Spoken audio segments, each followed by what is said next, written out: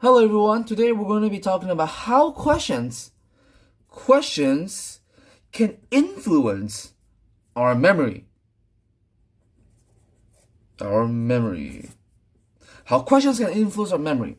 So the purpose of this research is led by the researcher named Elizabeth Loftus. She will explore how the wording of a question can influence or even alter a person's memory even after the event. So the researcher aimed to understand whether false information introduced through a question could be incorporated into an eyewitness's memory, leading them to recall inaccurate details. Now, this research is particularly relevant in court, where the reliability of a eyewitness's testimony is crucial and very important. So, the first experiment is that participants watched a short film of 5 cars colliding.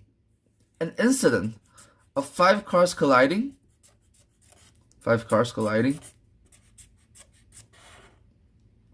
A 5-car chain reaction, an accident. After watching the questions, the participants were asked need to answer a survey. Now, half of the participants, they were asked different questions. Half of the participants were asked, how fast was car A going when it ran through the stop sign? How fast was car A going when it ran the stop sign? Well, the other half were asked, how fast was car A going when it made the right turn? Which is completely different questions. Now, but for the final question, they will ask the same for everyone, which is, did you see a stop sign for car A, whether if there's a stop sign or not? Now the result shows that 53%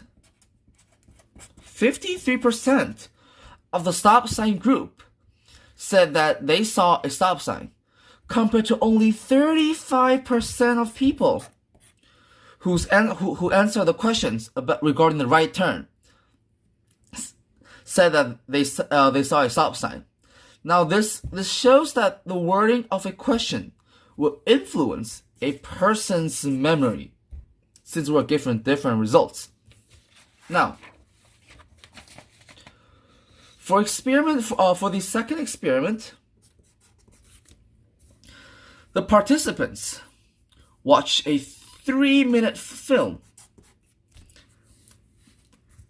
about a classroom disrupted by anti-war demonstrator. Now, after watching the video, the participants were split into 2 groups. One side of the participants were asked a question regarding the leader of the 12 demonstrators, while the other half of the participants were asked question regarding the leader of the 4 demonstrators. So, now 1 week later, the same participants were asked for how many demonstrators they saw. Now, for those participants who answered 12, who had the question about 12 demonstrators, answered an average of 8.85 demonstrators, while the participants who get the question of 4 demonstrators have an average number of demonstrators of 6.40. Now, this indicates that the wording of the question will influence a person's memory as well. Now for the third experiment. For the third experiment, it's about a barn study. Participants watch a video involving a white sports car. Now, the participants were split into half. Half of the participants were asked, how fast was a white sports car passed? How fast was a white sports car when it passed the white barn? How fast was a white sports car? Well, the other half were asked about the same question, but without mentioning the barn. Just saying, how fast was the car traveling? Without mentioning the barn. Now, a week later, both sides were asked the same question. When asked if they saw a barn or not, both sides were asked whether they saw the barn or not. Now, 17.3% of those who had heard the barn mentioned initially said yes, compared to only 2.7% of people in the group where no barn were mentioned. Now, this suggests that suggestions could create a false memory, because those without mentioning a barn even questions, even 2.7 of them said there's a barn, but no barn was mentioned in the questions asked 1 week prior. Now, for the last experiment, it's about the baby carriage study. Participants watch a film of a car colliding. Okay, this is a baby carriage. A video about a car crashing to a baby carriage. Now, the participants were divided into 3 groups this time. 3 groups. One group were asked a direct question about the non-existent objects, while the other was asked questions about a false presuppositions. And the third group was asked only filler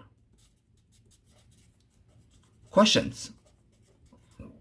Now, a week later, the participants' memory showed that those exposed to false presupposition were more likely to remember the non-existent objects, reinforcing the idea that memory can be easily manipulated by the how questions are posed.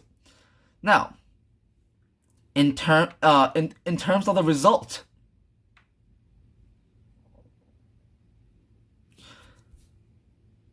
29.6%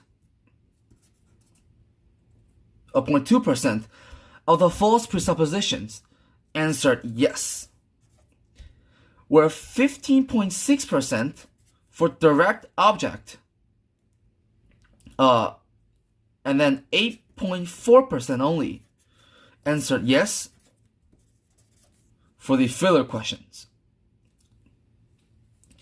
Now, in conclusion, the idea of this study is that the researcher found out that the way of a question is phrased can significantly alter people's memory about the way they remember things. This study teaches us that human memory is actually fragile and can be influenced by how questions were asked. So, that's it for the video. Thank you.